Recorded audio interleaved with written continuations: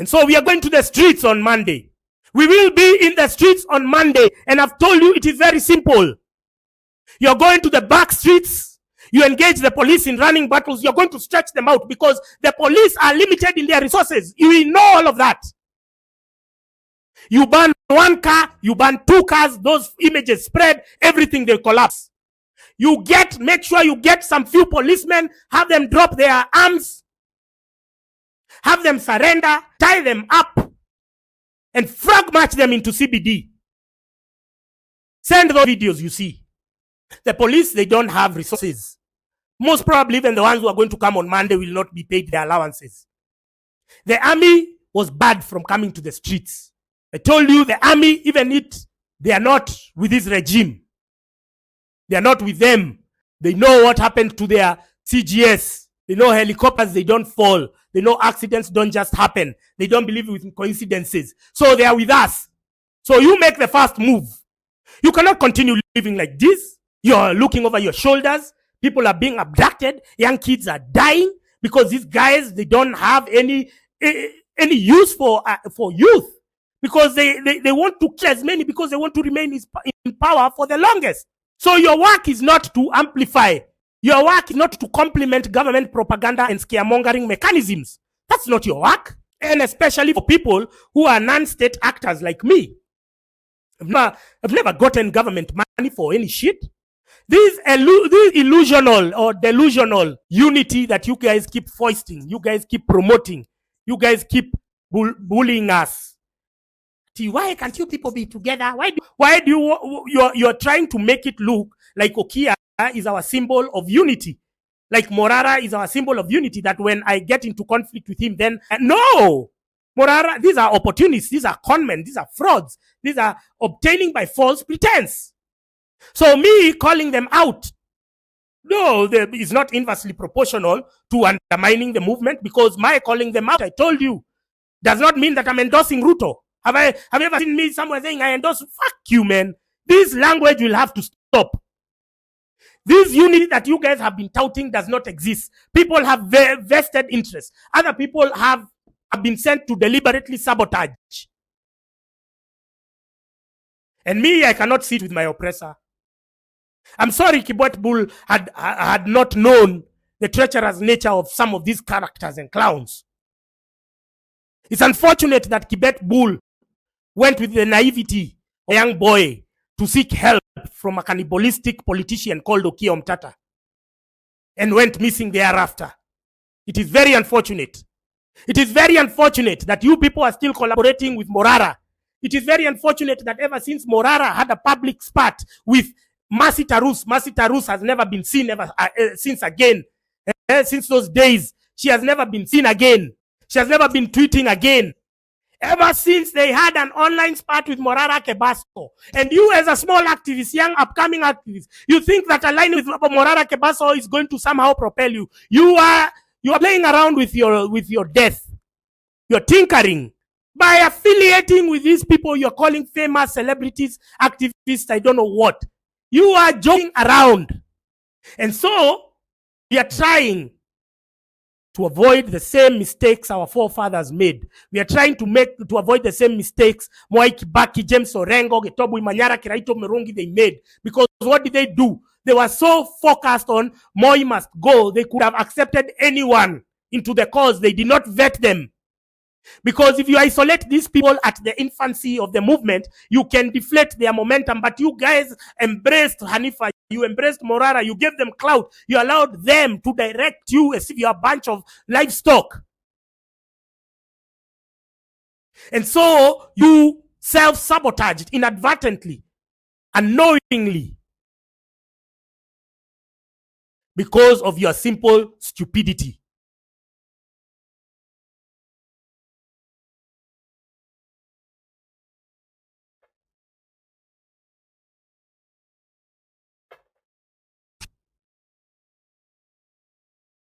So in the 90s, they embraced Jaramogi, who has been a lifetime of Moi. He came there, what did he do? He started playing the tribal card. Oh, they wanted to do this, to do that. No, let's settle on X, Y, and Z. Then his son came in 1997. Oh, that is Raila Odinga. He had a party called National NDP. Tribalism. Oh, let's do this, let's do that. He split the votes in 1997, and then immediately after, immediately after, he went to join Moi in 1998 as the KANU Secretary General.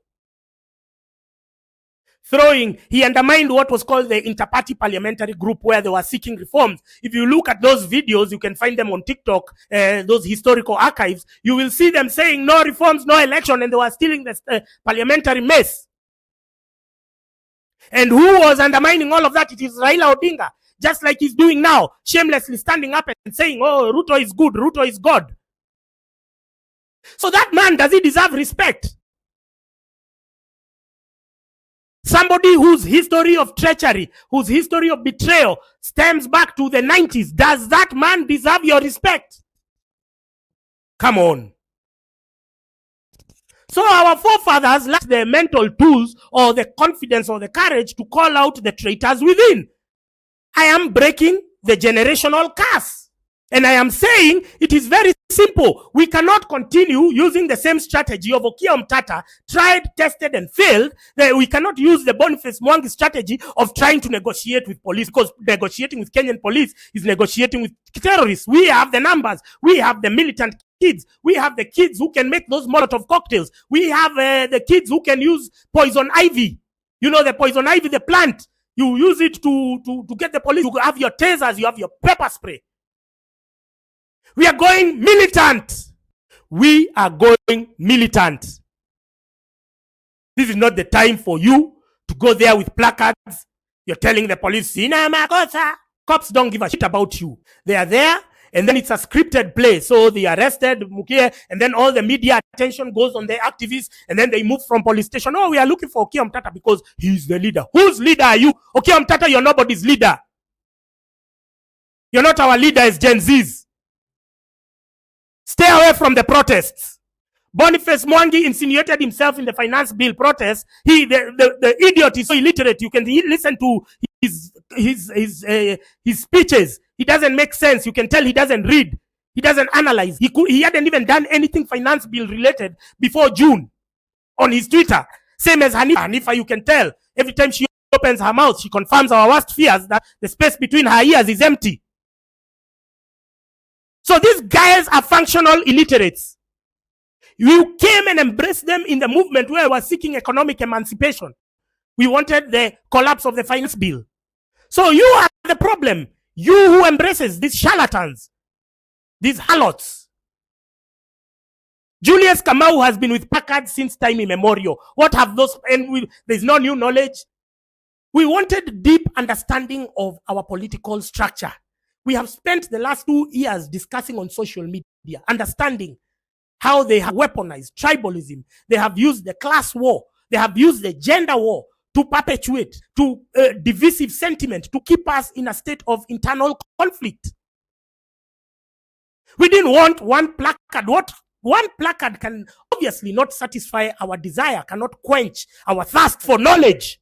So one placard every other time, and then you have your cameras there, and then you send those videos on the Team Courage WhatsApp group, which is populated by the media idiots there, and then they make it trend, and then you're selling fear to the rest of us so that we don't pull out, we don't pull up for the protest. We have, this strategy has been tried and tested. That's why I was asking you, in your last act of nobility, can you be gracious enough to set aside, to put aside your cannibalistic ambitions, to put aside your thirst for government handouts, those peanuts that you're, can you set them aside? And you say, let the kids win. Is that too difficult to ask? Because if you look at your age and the kids who are clamoring for change, these kids are young and they have a better understanding about the governance more than you. And you, the old people, you're trying to steal their thunder. You're trying to dim their shine. Because you don't want kids to thrive. You don't want them to excel where you failed. And we know these are all scripted charades, because me, when I was arrested, Martha Karua never came to bail me out. PLO Lumumba never came to look for me in the office. So when Okia is arrested and then these other prominent figures follow them around with the cameras and what, you are hemorrhaging attention from the actual victims, from the cause. And so we have no reason to doubt the fact that this is all scripted. This is all choreographed. This is all meant, structured. You are state actors. You are an arm of the government meant to undermine, meant to disrupt any mass movement. We have no reason to doubt it now.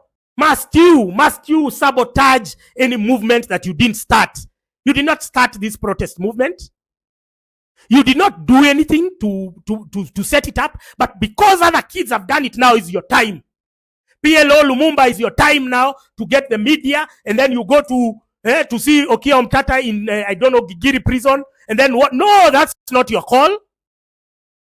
Why was Okia Omtata in prison, in police cells in the first place? Because he gave himself up for arrest. He went to sit down with police because it is choreographed.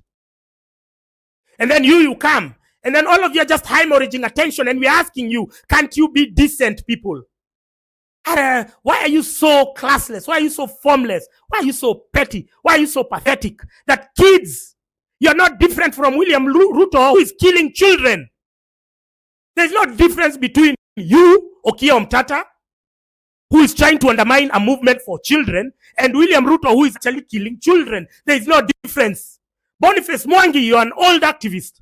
There's no difference between William Ruto, who is killing children, and you, who is going to sabotage children. There's no difference. Omtata, is it too much to ask you to stay home on Monday?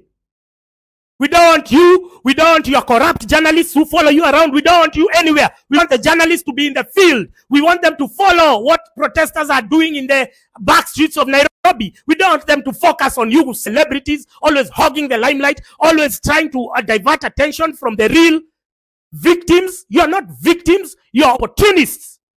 I'm having to give you lectures here as if you are my children. So your enemy is Okia Omtata. Your enemy is Boniface Mwangi. Your enemy is Hanifa Edan. Your enemy is Hussein Khalid. Your enemy is Julius Kamau. Your number one enemy from today, I want you to say this name loudly. It is Morara Kebaso. Anything within your power, once you see them, to light those vehicles ablaze, you will be doing God's work. You will be doing God's work. Every day, it's sideshows by these characters, sideshows. They are becoming more desperate and more desperate. Now, if you see Twitter has been tainted by these guys we call Okia Omtata boys. This KOT Sonko Mabonga and his group. They have set up dummy accounts who are going to comment on posts. They have tainted the integrity of our conversations. So what you do, if you see those accounts, you just block them. Any account set up between 2022 and 2024 with few followers, block all of them, because they are controlled by these Okia Omtata boys. This is serious stuff that we've been talking about. We are at the penultimate stage of our democracy, our fading democracy. They have captured all other tenets of democracy. They have captured all constitutional offices. They have captured the legislature. They have captured the opposition. They have captured trade unions. They have captured the judiciary. They have captured NGOs. They have captured commercial activists. Social media is where it's at right now. It's what's giving them stress. It's what's giving them grief.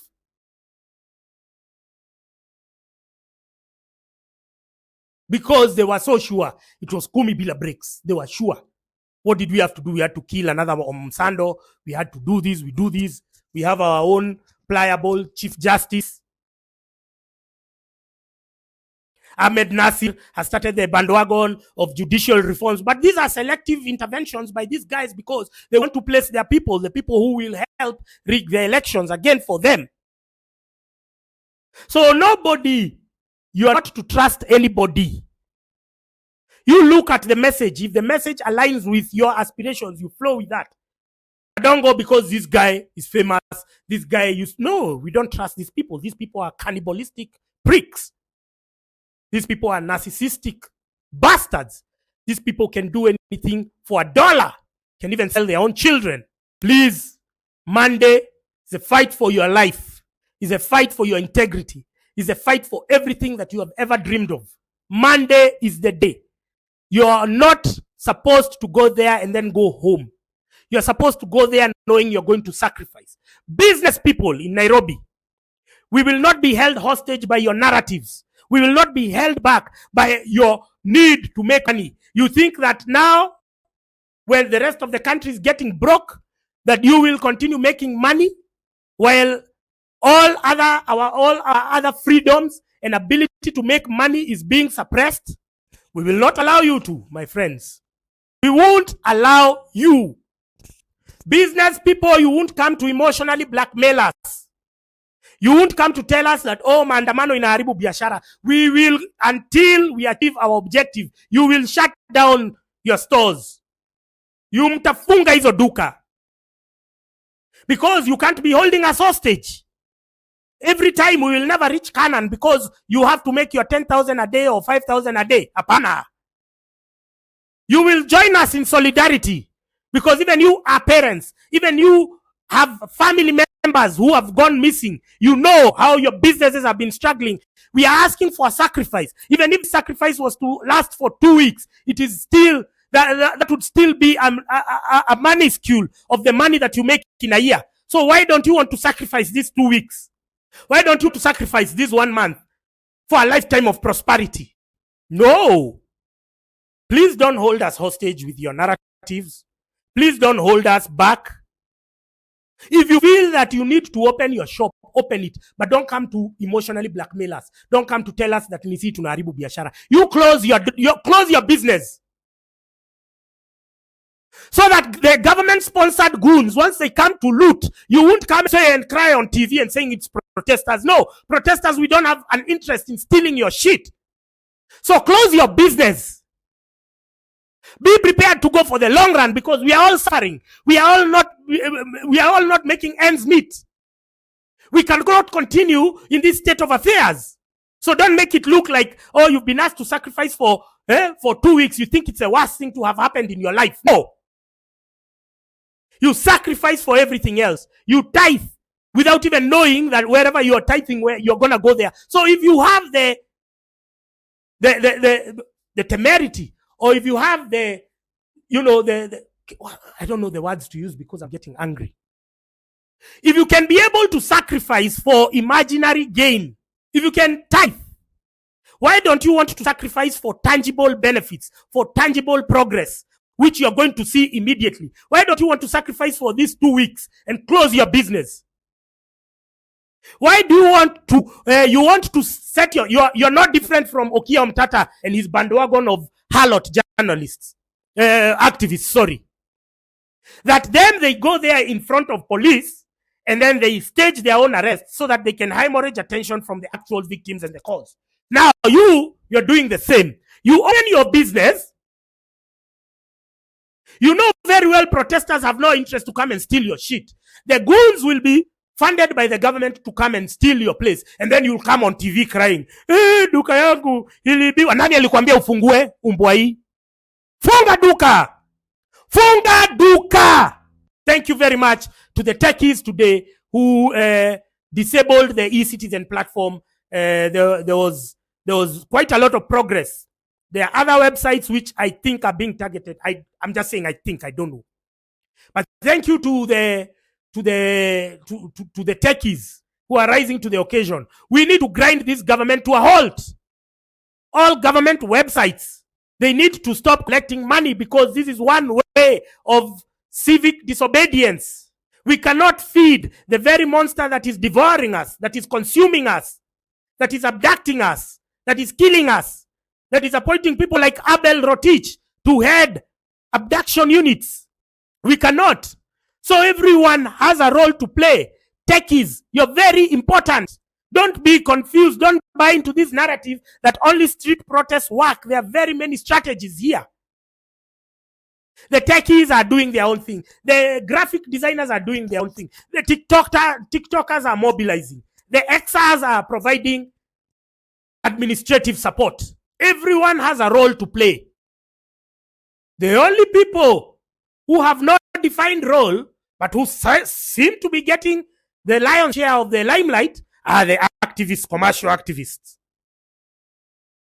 Those are the only people who don't have any defined role, but they seem to be, where the protest comes, they are the ones who are commanding the lion's share. Everyone else, you know your role. Everyone else, you know your role. Stick to it. From tomorrow, Saturday and Sunday, I'll be doing TikTok live. My TikTokers have been complaining that I have ignored them, so I'll do TikTok live. So that we discuss about Monday. We overcome these fears that are being sold to us. We overcome the lethargy that you guys have built up in yourselves. For instance, on New Year's 31st, Gaitho residents should have walked to CBD. It was very simple. You were there. You had the numbers. All you just needed to do was walk to CBD. You have bought the fear that has been sold for you by state agents, by the media, like that Spice FM idiot. That Spice FM idiot was just speaking. You could see he's like the police who came to arrest me. They were so hostile. It's almost like I had personally antagonized them or personally wronged them. That's how the Spice FM who was speaking last night was doing. He was speaking like I have wronged him myself. He was so, he had that tone of, my God, Francis, you're going to die. Please do not predict somebody else's death. You might end up dying before me. Just because you're politically correct does not insulate you from the vagaries of bad governance, from the vagaries of William Rutos treachery, William Rutos abductions. You are not safe. Nobody is safe. So for you to proclaim that you mean I'm the only critic of the government? You mean I'm the only one who is criticizing the regime? So all these other people who have been abducted? No, we are many. We are legion. We are force. And all of us, if we decide to drop the scaremongering people around our midst, whatever Jabba base you go to, I told you, one person has been planted there. That person is meant to sell you fear. I told you all the university student leaders are on the payroll of the government. All the border officials are on the payroll of the government. So it is upon you to not be mobilized by your border chairman or secretary or treasurer, because you'll be inadvertently working for the state.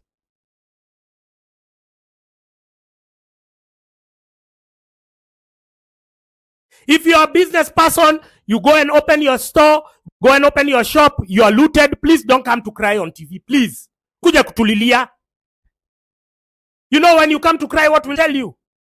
Cry me a river, build a bridge and get over it. Ni wewe tulikuambia usifungue biashara yako. Wewe ukajiona wewe ni stero ufungue. You need the money. You don't need life. You don't need good governance. You don't need street lights. You don't need potholes fixed. You don't need drainage and garbage collected. You want your money. Wewe unataka pesa.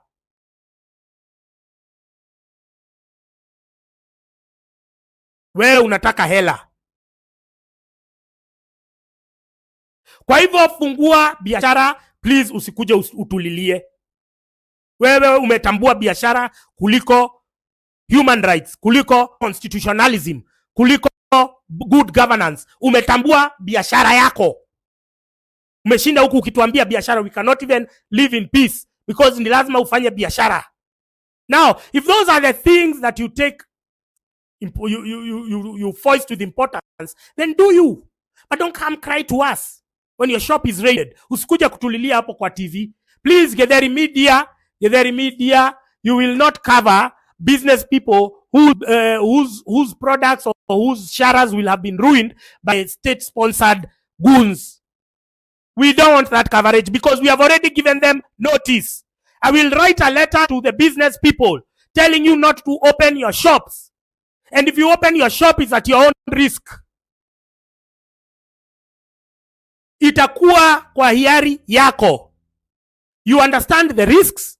If you don't want to sacrifice your stock for 2 weeks because you must make that extra coin, if you think the rest of us should suffer so that you can make money, We are telling you we are your potential customers. We are suffering. We don't know whether we will have money to even sustain your businesses within the next 6 months. So, common sense should tell you, should prevail, that you closing for 2 weeks and sacrificing with the rest of Kenyans will benefit you. What you lose at the corner, you're going to gain at the roundabout. You can make the sales of 1 month in 1 day. You can make the sales of 1 year in 1 day.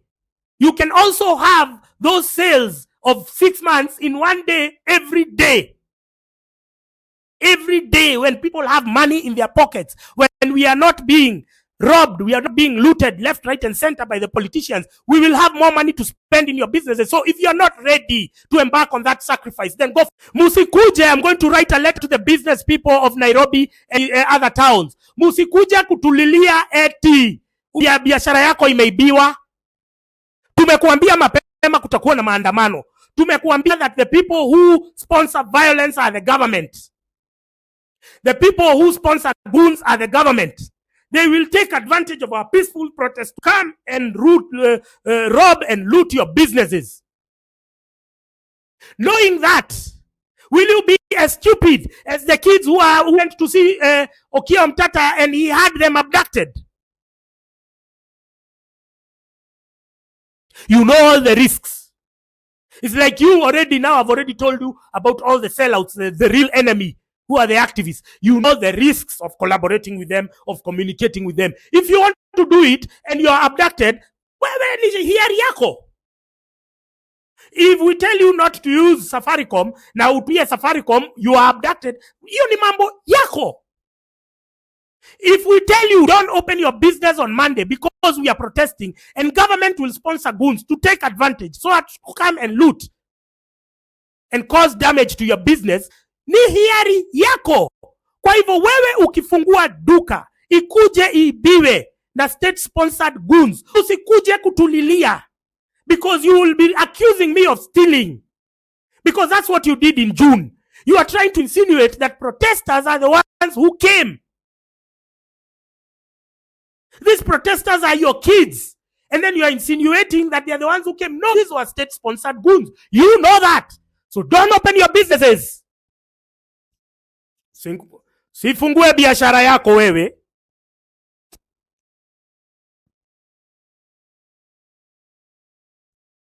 Sije kutulilia. Don't come crying to us. Going to write a letter to business people. We cannot be held back. Constant beratement. Hii maandamano inaharibu biashara. Maandamano inaharibu biashara. No. You are either with us or with the enemy. Okiya Omtata has chosen the enemy. Boniface Mwangi has chosen the enemy. Hanifa Edan has chosen the enemy. Julius Kamau has chosen the enemy. Morara Kebaso is the enemy. Hussein Khalid has chosen the enemy. By opening your shop on Monday, you will have chosen the enemy. And from then on, it's beyond our control. If the goons come and pull up at your shop, please don't blame the peaceful protesters. Peaceful protesters. Now, let's drop all pretense of diplomacy. Let's drop the protest model that has been employed by Okiya Omtata and Boniface Mwangi since time immemorial. Now we are going militant. Following in the footsteps of our Mau Mau parents. Following in the footsteps of those who spearheaded the second liberation. You understand? Tell a friend to tell a friend that this is the day. 6th June, we are stepping into our light. 6th June, we are taking it to the next level. 6th June, we are not allowing divisive rhetoric. 6th June, we are not entertaining divisive and polarizing characters. We are not allowing these activists, these commercial activists to come and tell us to go home.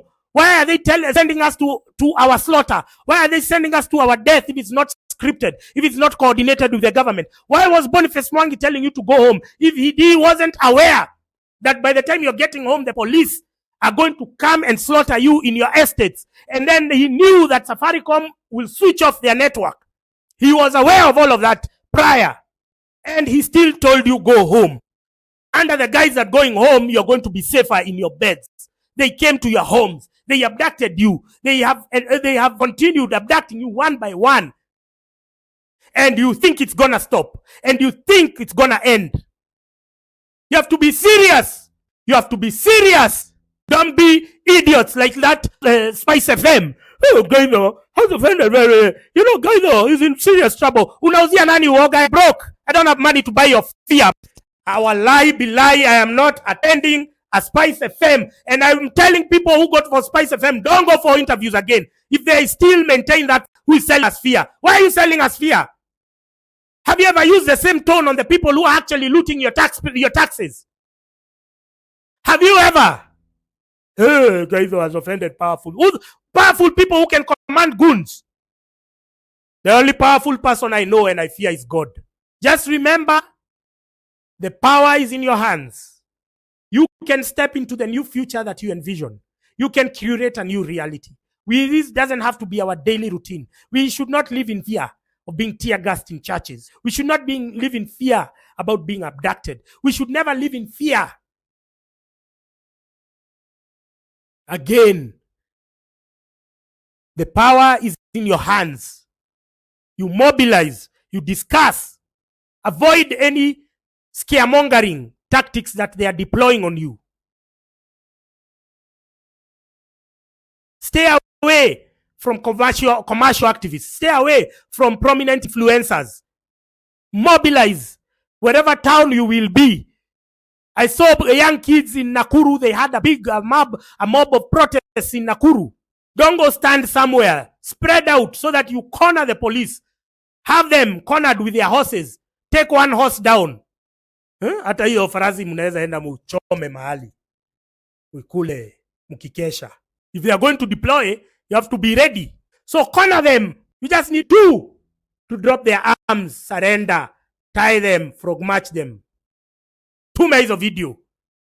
Uone. Be in the back streets, have stones so that you block police vehicles from accessing where you are.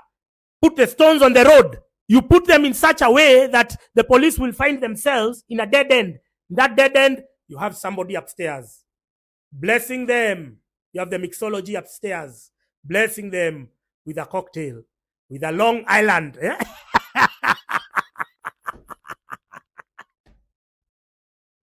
Hey, blessing them with a Long Island cocktail. So there is a way you can put the stones on the road and then they drive to a dead end. These things, you don't even have to plan them before. You'll plan them on site. You'll meet like-minded people on the streets. You'll be so many that even the sellouts now will be scared to engage because they'll see, like, even them watachomwa. So and then you can tell a police how they look. Just look at the body frame. You can tell how a policeman looks. Number 1, they will always have their kofia. Number 2, they will always have a jacket. Number 3, their frame is upright, like this.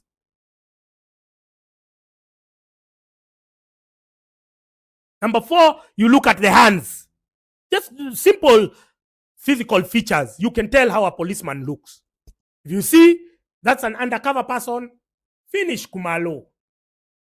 Finish Kumalo. So put the stones on the road. If you see any civilian trying to remove those stones on the road, now you know the cue. Now that's the policeman who has been sent, who has been embedded in your crew. You deal with them. Put the stones on the road so that the police will not access the streets where you're protesting. It is that simple. Now they will be forced to come on foot. As they come on foot chasing you, you're taking them this way, you're taking them this way, you're directing them to the dead end. To the dead end. Once they get there, please, it's very simple. I surrender, I lay down my arms, you take them, you tie their hands, frog march them into CBD one by one until you make your way to the house on the hill. Rutos knows. The intelligence have already told him. If you have noticed, he is not spending a lot of time in State House, Nairobi. He knows. He knows the temperature is rising. Why? Why aren't you producing the kids? Oh, there is a possibility that some of them could have been killed. Is there a possibility? Is there a remote possibility? If he knows what that will trigger, what that will lead to, then he will take necessary precautions. by once not being in Nairobi. But his absence does not mean shit. His absence from Nairobi does not mean shit. The moment Kenyans just rise up, they do what needs to be done to parliament, they go to State House, he is as good as toast. Everything will start just aligning itself. And you just have to sacrifice your 48 hours, your 72 hours. That's all you have to sacrifice. So you as a business person, if you think at all order sacrificing the 5,000 you're going to make that day, and then you go and open and risk losing your stock, please usikuja kutulilia. Enda ulie nyumbani. Enda ulilie kwa choo.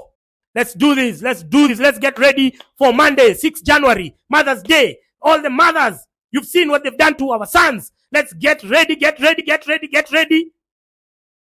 We have covered, we have sealed all loopholes. We have understood where we went wrong in June. We have known who are the traitors. We have known who undermined the movement. We have come to a higher level of understanding, higher level of consciousness about ourselves, about our path, about our destiny. So that we will meet on the flip side of the revolution. We will meet on the other side of the river. We will meet and laugh and hug and say, we have brought down a dictator. Then we'll say like Optimus Prime, let those who exist long after us know that this was our finest hour.